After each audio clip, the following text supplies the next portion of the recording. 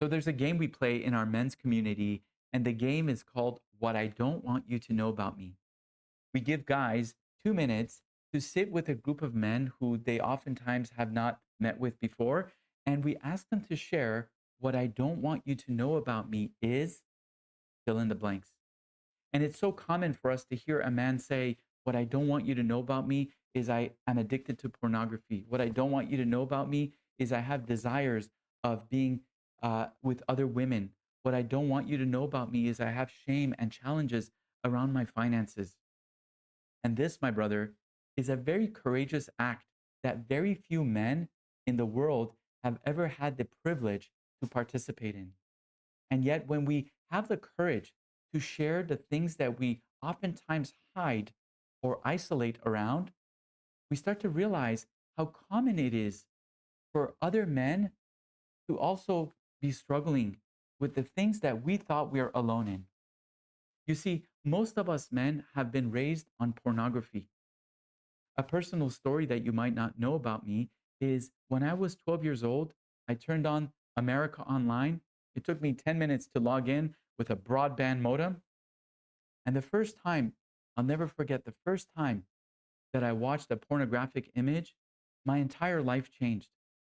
I never knew that this type of material existed.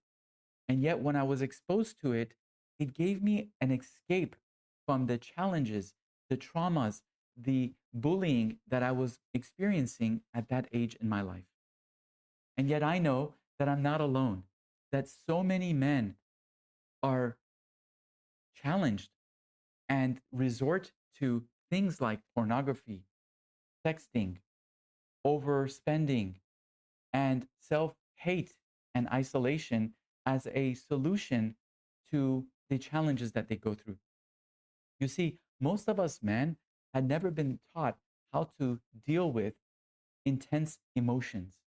In fact, most of us have been raised in families where our fathers tell us to be tough, to not show any emotions, to not cry, and to suck it up. So, what happens is, as men, when we go through all of these challenging circumstances in our lives, whether it's heartbreak, whether it's a business that we lost, or a trauma that we experienced, or our fathers and our mothers fighting in the background of the house every day, our emotions start to come up, and we've been told to be tough and stoic. And as men, when these tough emotions come up, we have not been taught how to express them in a healthy way. So we start to suppress them. And anything that you continually suppress has to come out. And it comes out sideways. So it's very common for men to resort to watching porn multiple times a week, playing video games, and sexting and chasing women, not because we feel the desire from a space of heart connection, but because we are trying to avoid the intensities that we are going through. And these types of vices, they give us a momentary relief, a momentary escape from the challenges that we deal with. And so within our men's community, one of the things we teach men is the tools of identifying the emotions that they're experiencing, and then having the courage to express those emotions, to articulate those emotions in a way that is empowering and not in a way that is diminishing. So it's very common for men in our community to take a deep breath and say, wow, in this moment, I feel shy, I feel scared, and I feel a little angry. And I want to share with you that there's nothing you need to do about my emotions, and that the fact that I'm sharing my emotions allows me to not only feel them and heal them, but allows me to not have to avoid them through things like pornography that are actually bad for me. Guys, imagine if you had friends that you can reveal your emotions to, men who didn't diminish you, make fun of you, and in fact, they celebrated you when you were able to share the truth about what you're going through. What would that do for your life? How would that save money, time, and energy? You see, if you're just like me, you must have spent many years chasing women, watching porn, and doing whatever it takes to avoid intense emotions. In fact, 60% of our daily energy as men goes towards suppressing and minimizing and managing these emotions that most of us men feel as we are going through our life.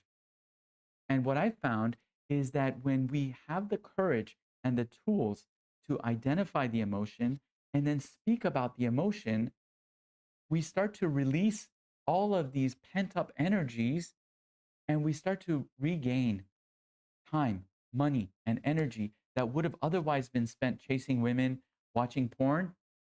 Immediately, we're able to regain our center. So, what I want to share with you in this moment is whether you're watching porn every day or every week, whether you are sometimes avoiding intense experiences with your family, your friends, with your employees, that is extremely normal for men. Most of the men who grew up in the 80s, 90s, and especially the 2000s are highly, highly reliant on things like pornography as a way to avoid intense experiences in their life. In fact, there's a study that recently came out that said 72% of men watch porn 2 to 3 times a week. So if you're one of them, the worst thing you can do is to shame yourself about it. And the best thing you can do is to realize that you're not alone. And that if you're a guy who is watching porn, and we all know how that works, you start with softcore porn, and before you know it, it becomes more and more hardcore. A lot of men feel isolated around this. And I'm here to share with you that I too was addicted to porn. I used to watch porn every single day for 25 years. And my porn use got worse and worse and worse. And every time I would feel like trash afterwards. But I had no other way, no other solution, no other medication until I found the emotional intelligence work that is something that we share within our men's community. And when you start to understand what emotions are present for you every moment of the day, you start to regain control and you start being responsive. I remember there was so many times I would come home from a really intense, frustrating day at work and I couldn't stop myself and I had to watch pornography and masturbate. But when I started to really identify, hey, wait a second, what emotion am I feeling right now that's causing me to desire this type of behavior? And most often the emotion was sadness, anger, or shame. These are the top three emotions that men experience before they participate in these lower frequency behaviors. Think about it. When you're feeling joy, gratitude, happy, and love, is how often do you feel joy, gratitude, happy, and love? And then you're like, oh, I want to watch porn right now. No. When we're feeling in happiness and gratitude and love and connection, the last thing we do is watch porn, drink alcohol, and get on social media. Usually, those emotions are associated with high levels of human connection. Conversely, when we feel shame, sadness, anger, we want to punish ourselves. And because we have not been taught how to manage these emotions, most men go the same route and they participate in behaviors that are self diminishing. And if you've been doing that, I'm here to share with you that you're not alone. And it's not until you connect with a men's community and you share this part of yourself that you realize, wait a second, I'm not the only guy here that's participating in this. And I'm not the only guy who has the same traumas. In fact, most of the men who you share with will tell you, man, I'm going through the same thing. And this here is the key to what makes men's communities such a healing experience. Why? You see, most women are raised communally. This is why when a woman has a challenging day, she picks up her phone and she shares it with her other female friends and they listen and they talk and they allow themselves to share the emotions. This is why sometimes, as a man who has never been taught this, if your woman comes home and she starts to share about her challenges, the first thing we think about is, wait, how can I fix your problem? How can I solve your challenge? And if you've ever noticed, most women will say, wait, wait, wait. I don't need you to give me advice or fix it for me. I just want you to listen.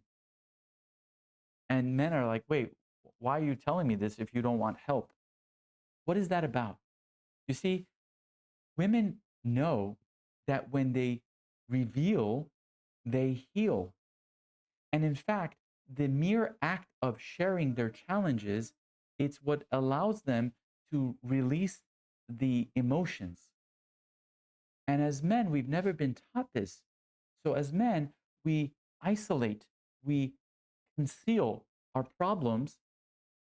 And that is the exact reason why the problems start to proliferate. They start to come out of the pores that we have in really weird and awkward ways that most of us are not proud of. So, being a part of a men's community allows men to really talk about the things that are taboo and to realize that they're not alone. And this connection is 80% of the healing. 80% of the healing is just revealing and sharing in a safe space where men are not here to diminish you, talk bad about you, and in fact, they're here to celebrate you. So today, brothers, I'm here to remind you that if you're participating in vice like behavior, like porn, social media addictions, dating apps, first of all, you're not alone. Most men are using these types of vices to medicate the intense emotions that they're experiencing. The second thing I want to share with you is that these can be released very quickly and easily when you're around other men who can see you for what you're going through, especially when you learn how to identify and share your feelings. You no longer have to be a slave to those feelings. So, with that said, I invite you to have the courage to share, have the courage to reveal. And if you're not perfect at it, that's okay. That's okay. I remember this one time, I'll leave you with this story. I remember this one time I was experimenting with my courage to reveal. I was out to dinner with two of my friends, and these guys were not guys that were in a men's community. We were just buddies for years. We were party buddies. And I sat down at dinner table and I shared with them the following thing that I'm going to share with you. And I said to them, guys, I feel really shy. I feel a lot of shame. And I feel really scared to share this with you. But recently, I've been watching transgender pornography. And I sometimes enjoy it. And most of the time, I feel a lot of shame and I judge myself for doing it.